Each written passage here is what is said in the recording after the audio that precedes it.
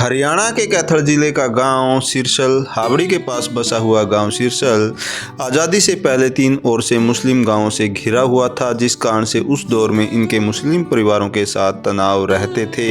ये भी कहा जाता है कि पुराने समय में इस गांव में जाट और गुज्जर परिवार भी बसते थे।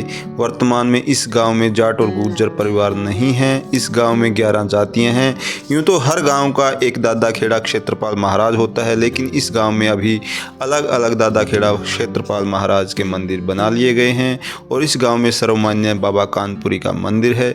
इस गांव में कौन कौन सी जातियां बसती हैं, कहां कहां से आकर इस गांव में लोग बसे, क्या कुछ इस गांव की व्यवस्था है, आइए जानते हैं इस गांव के लोगों से। नमस्कार साथियों, आज हैं कैथल जिले के गांव सिरसल में।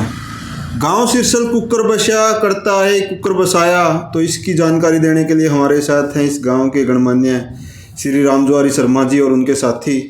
तो सर, कि अपना जो गांव है सिरसल, किसने बसाया था, किसने मुड्डी गाड़ी थी, कहाँ से बुजुर्ग आए थे, कुकर यू केड़ा आबाद करिया? सबसे पहले तो मैं आपका आभार व्यक्त करता हूं कि आप हमारे गांव की जानकारी लेने के लिए यहाँ आए। आपका बहुत बहुत धन्यवाद। हमने जो बुजुर्गों से सुना है, हमारे सियाण पहले गई हुई पीढ़ियों से जो सुना है पूर्वजों से, उसी के आधार पर मैं आपको बता सकता हूँ जी कि इस गांव में पहले जाट भी थे और गुज्जर जाति के लोग भी थे, जाट जाति के लोग भी थे। अपने आने से पहले? हमारे से पहले, हमारे साथ। अच्छा। हमारे ही साथ। उस टाइम तो हमारा एक बुजुर्ग हुआ जिसका नाम दोद्दा राम जी था। दोद्दा राम जी नाम था। उसका एक लड़का था जिसका नाम दयाला था, एक लड़की थी जिसका नाम दयाली था। कुदरती भगवान के ऐसे करने हुए, वो दयाला जो था वो पहाड़ों में गया हुआ था और वहाँ वो गुजर गया, स्वर्गवास हो गया। तो दयाली लड़की के साथ में वो दोद्दा जो हमारा बुजुर्ग था रहता था। तो एक पंडित जी ने उस दोद्दा राम जी का रिश्ता कर दिया। वो पंडित बागड़ू गांव का था। अच्छा। और उसके फिर 2 लड़के हुए। बड़े का नाम ठंडू था और छोटे लड़के का नाम आस्करण था।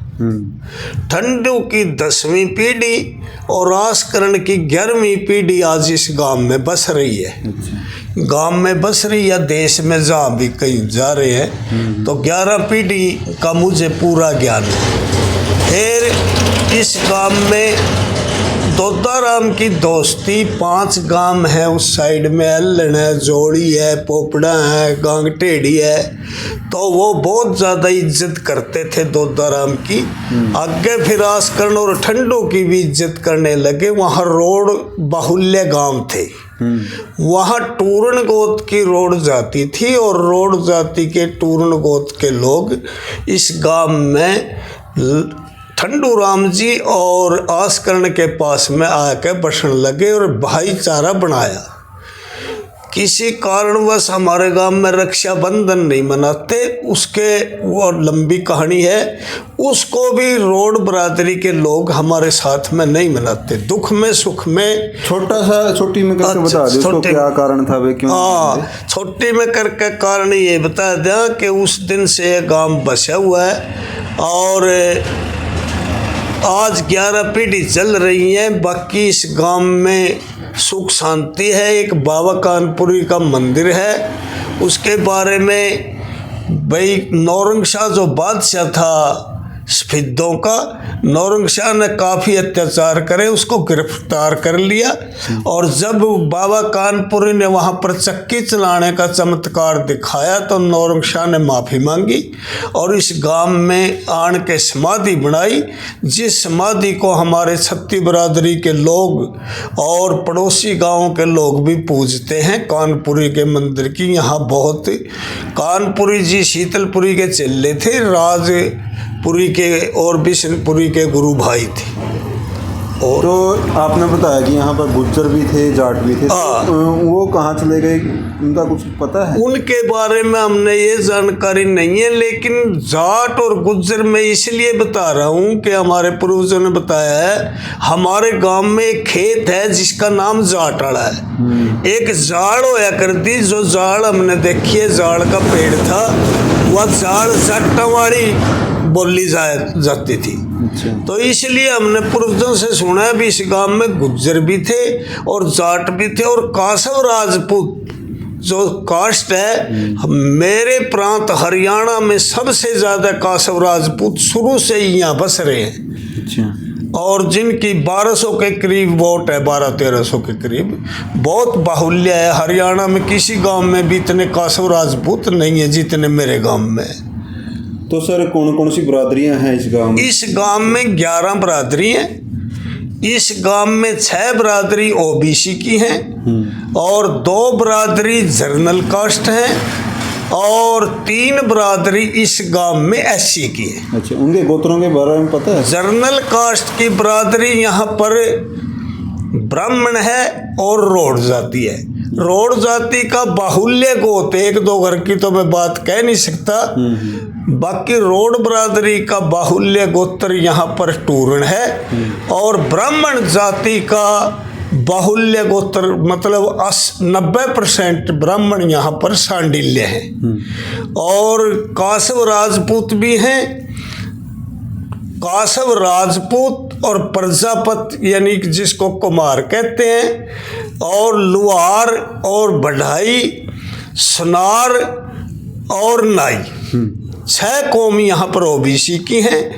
बादी, अरिजन और वाल्मीकि 3 जाति यहाँ पर एससी की हैं। 3, 6, 9 और 2 11 बरादरी मेरे गांव में बसती हैं। अरिजन बरादरी का गोत्र बाहुल्य में सिरोही है और वाल्मीकियों के बारे में मुझे इतनी, मैं वृद्ध हो गया, बीमार रहा हूँ, इतनी जानकारी नहीं है, पूरी याददाश्त मुझे नहीं है। इस प्रकार से है। तो इस गांव का रकबा कितना के कुछ है? इस गांव का रकबा 13,500 बिघे, 2750 किले। इस गांव के रकबे की 2 पट्टी हैं, पट्टी ब्राह्मणान, पट्टी रोडान। पट्टी ब्राह्मणान के 60% है, पट्टी रोडान पर 40% जमीन है। तो 1650 किले पट्टी ब्राह्मणान के हैं और 1100 किले पट्टी रोडान के।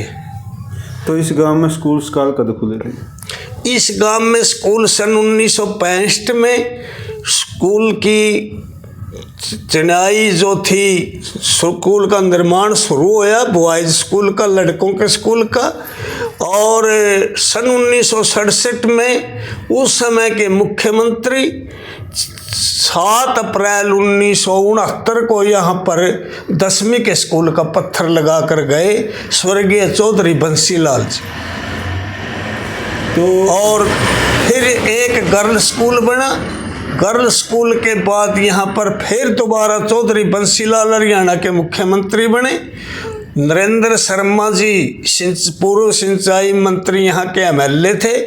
उन्हों के कहने से, गांव वालों की अर्ज करने से, प्रार्थना करने से चौधरी बंसीलाल जी ने ही हमारा गर्ल स्कूल +2 का किया।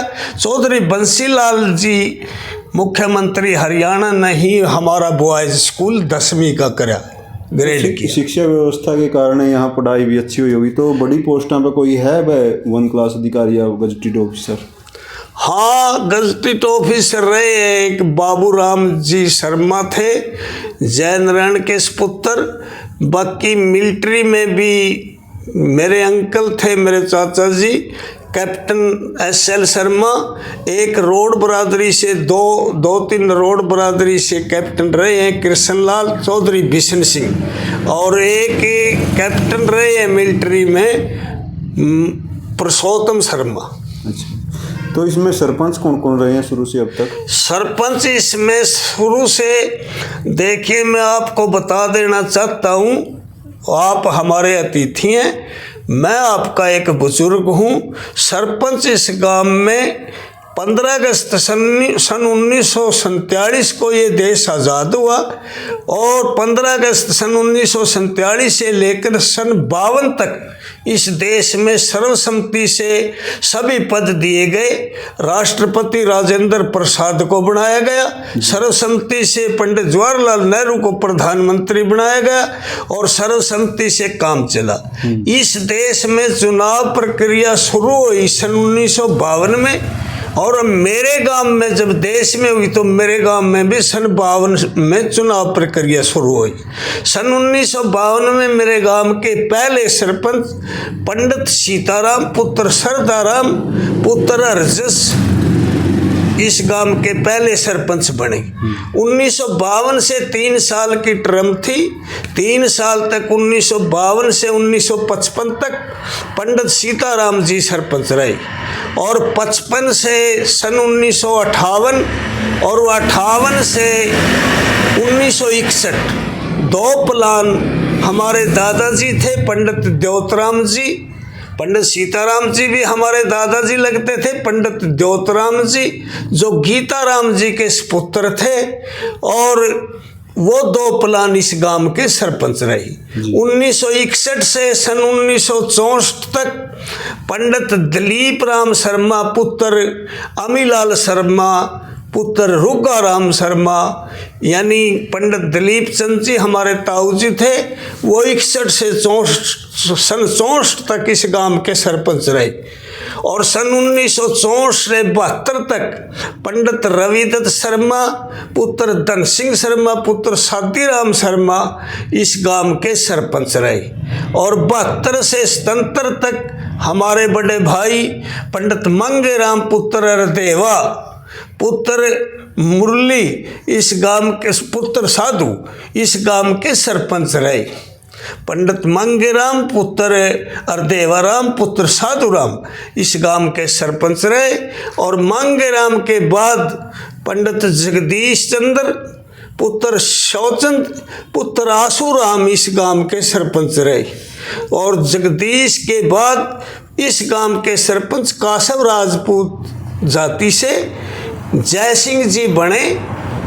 जय सिंह कासव राजपूत जाति से संबंध रखते थे, वो 5 साल सरपंच रहे और उसके बाद सन 1987 में इस गांव के सरपंच पंडित कलीराम पुत्र बारूराम पुत्र दुर्गाराम इस गांव के सरपंच रहे 91 तक और 91 में 87 से 91 तक कलीराम सरपंच रहे और 91 से 95 तक पंडित श्यामलाल पुत्र बारूराम इस गांव के सरपंच रहे और 95 से लेकर 2000 तक इस गांव के सरपंच प्रयागदत्त पुत्र ऋषिकेश इस गांव के सरपंच रहे और 2000 में श्रीमती राजबाला वाइफ ऑफ श्यामलाल पुत्र बारूराम इस गांव की सरपंच रही और 2005 में चौधरी हुक्म सिंह पुत्र बख्तावरा राम इस गांव के सरपंच बने और 2005 से 2010 तक इस गांव के सरपंच रहे। 2010 में श्रीमती अंगूरी देवी पत्नी गंगा विशन पुत्र सत्यनारायण उर्फ सतनी इस गांव की सरपंच रही 2016 तक और 16 में इस गांव के सरपंच चैन सिंह सिरोही बने जो कि 2023 नवंबर 2022 2 नवंबर तक सरपंच रही और 2 नवंबर से श्रीमती सोमा देवी इस गांव की सरपंच हैं। भगवान उनकी आयु लंबी करे, सुचारू रूप से सभी ढंग से अच्छा काम कर रही हैं। मैं भगवान से प्रार्थना करता हूं कि मेरी उस बेटी की आयु लंबी करे। तो सर अपने गांव में टोटल आबादी कितनी है, वोट कितनी? हमारे गांव में टोटल आबादी करीब 11,000 है, वोट 5600 हैं, वार्ड 20 हैं, 20 मेंबर बनते हैं, एक सरपंच बनता है और 2 ब्लॉक समिति हैं। एक भदनारा के साथ है, एक अकेली हमारे गांव की है। तो कोई बड़ा पॉलिटिकल बैकग्राउंड भी रहा, किसी ने एमएलए का या कोई बड़ा चुनाव लड़े हो? हाँ, मेरे गांव में एमएलए के चुनाव लड़े हैं, लेकिन मैं इस बात का संकोच नहीं करता, मैं स्पष्ट स्वभाव है, लेकिन नामात्र के बराबर ही लड़े हैं, मत नहीं प्राप्त कर सके। एमपी का चुनाव भी लड़ा है डॉक्टर कूड़ाराम ने, वैद कृष्ण दत्त ने, लेकिन कुछ नहीं, ना के बराबर ही बात थी, ऐसी कोई बात नहीं थी। तो उस टाइम की व्यवस्था के बारे में क्या कहोगे कि पुराने टाइम में जैसे आपने बताया कि यहाँ पर रक्षाबंधन का त्यौहार नहीं मनाया जाता, तो उस समय क्या कुछ कारण रहा कि रक्षाबंधन नहीं मनाया जाता? देखो, ऐसा सुना गया है कि जो हमारा बुजुर्ग था सांडिल्य गोत्र का, जो 11, 12 या 13, 14 पीढ़ी पहले हमारा बुजुर्ग था सांडिल्य गोत्र का, उसके पास में घोड़ी थी और वो आलीशान घोड़ी थी, अच्छी थी। जो मुसलमान बादशाह इस एरिए को कमांड करता था, इस एरिए का जो बादशाह था, छोटी छोटी रियासत होती थी, उसको किसी मर्यासी ने, जिसको डूम कह देते हैं, जाकर बताया कि वहाँ सिरसल गांव में पंडित जी हैं और उनके पास एक आपके लायक घोड़ी है। तो उस बादशाह ने निमंत्रण दे दिया, भाई पंडित जी, आपकी बहुत अच्छी घोड़ी बताई जाती है, आप वो घोड़ी लेकर हमारे रक्षाबंधन के दिन या राखी बांधने का भी कार्य हो जाएगा और आप रक्षाबंधन के दिन घोड़ी पर सवार होकर यहाँ पर भोजन किए, मेरे घर पर करना है आपने। तो बुजुर्गों की बताई हुई बात है, सच्चाई क्या है भगवान जानता है। तो वो वहाँ पर चले गए और उस घोड़ी के लालच में उस बादशाह ने उस पंडित जी की और जो उसके साथी थे, बुजुर्ग तो काफ़ी बताया करते, उसकी हत्या कर दी। तो ये मजबूर थे, बादशाह के आगे बोल नहीं सकते थे, मुसलमानी राज था। तो इन्होंने फिर उस दिन को मनहूस दिन समझकर रक्षाबंधन को मनाना छोड़ दिया।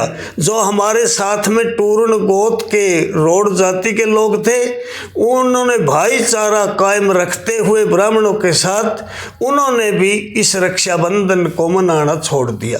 तो मेरे गांव में सांडिल्य गोत्र के ब्राह्मण और टूरन गोत्र से संबंधित रोड जाति के लोग रक्षाबंधन को नहीं मनाते। एक बात आपके बगैर पूछे मैं आपको बता देता हूँ कि महाभारत काल में माद्री पांडवों की माता थी, नकुल और सहदेव की।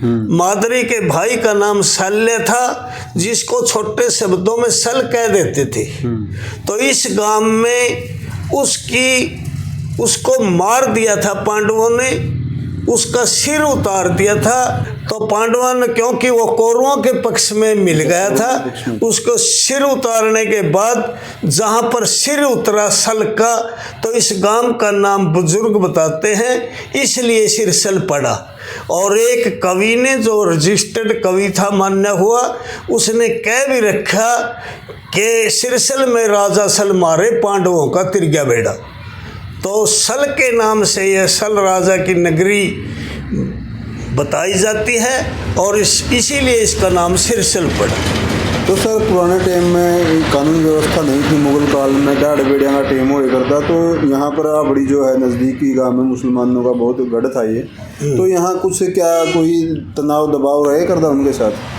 हाँ, बुजुर्गों ने बताया कि आबड़ी गांव में मुसलमान थे, इच्छनपुरे में मुसलमान थे, रुगशाना में मुसलमान थे, मैमल यानी थरोटा में मुसलमान थे, तो मुसलमान थे, चारों तरफ मुसलमान थे, निसिंग में मुसलमान थे। लेकिन मेरे गांव में मुसलमानों का बासा नहीं था। किसी हमारे बाग में या वैसे मेहनत के लिए मुसलमान ग्वांडों से, पड़ोस के गांवों से आते थे, उनके साथ बर्ताव था। जैसे जंगू पठान हुआ मैमल में, तो पंचायत में भी आ जाते थे, मेरे पूर्वजों ने बताया है। लेकिन मेरे गांव में मुसलमान नहीं थे, किसी भी गांव के साथ में हमारा तनाव नहीं था। केवल हाबड़ी के मुसलमानों के साथ मेरे गांव के हिंदुओं का तनाव रहा। कई बार लड़ाई भी हुई, मारपीट हुई, कोई कत्ल हुआ इसके बारे में मुझे जानकारी नहीं है, लेकिन हावड़ी के साथ में तनाव था। वो बड़ा गांव था, मुसलमान वहाँ पर ज़्यादा थे और यहाँ पर हिंदू थे। हिंदुओं की फूट तो नहीं थी, लेकिन हिंदू थोड़े थे, मुसलमान ज़्यादा थे, उनकी चलती थी। एक दो बार काफ़ी बार तनाव हुआ। वैसे कदे न्यू तो नहीं हुआ वो चटका है कि दाड़ कुछ नुकसान हो गया हो?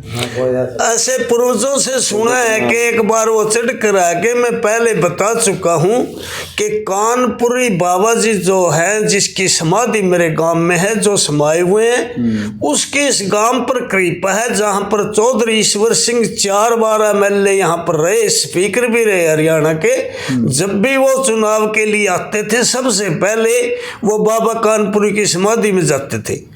कोई भी संगी यहाँ आवे तो बाबा कानपुरी की जय बुलाता है। कोई भी MLA हो, जितने भी MLA बने, सबसे पहले बाबा कानपुरी की समाधि में जाते हैं। उसकी मान्यता बहुत है। और उसके जो उसका चढ़ापा उठाने वाले, या मतलब जो उससे संबंधित हैं, क्योंकि वो योगी भी था और भोगी भी था, उनके 65-66 घर हैं। वो सुख शांति से रह रहे हैं, उस मंदिर की देखभाल करते हैं। तो उस टाइम में ऐसा कहा जावे कि एक जोड़ खोदे कर दे, कुआ का सहारा बैठे कर दे, क्या का सहारा युगा में बसाया था, तो एक जोड़ हो करता जिसका दूध में पानी भरते कर दे। तो क्या कुछ व्यवस्था थी उस टाइम पानी की यहाँ पे? इसी का तालाब था बाबा कानपुरी का। पानी की व्यवस्था तो मैंने देखी है, तालाबों के पानी से दाल वगैरह करी जावे थी। पानी की कमी थी, कुएं थे, तालाबों का पानी स्वच्छ था, साफ था। आज ना ऐसा तालाब था। इस तालाब में जो ये बुड्ढे वाला तालाब है नाम उसका जो घाट था, घाट के अंदर साफ पानी रखा जाता। ब्रह्मचारी जी थे, रामचंद्र जी, वो साफ पानी रखते थे। जनानियां, हमारी महिलाएं शाम को बहन बेटी उससे पानी लाती थी, उसमें दाल वगैरह बनाई जाती थी। बहुत ज़्यादा स्वच्छ था, बहुत ज़्यादा साफ था।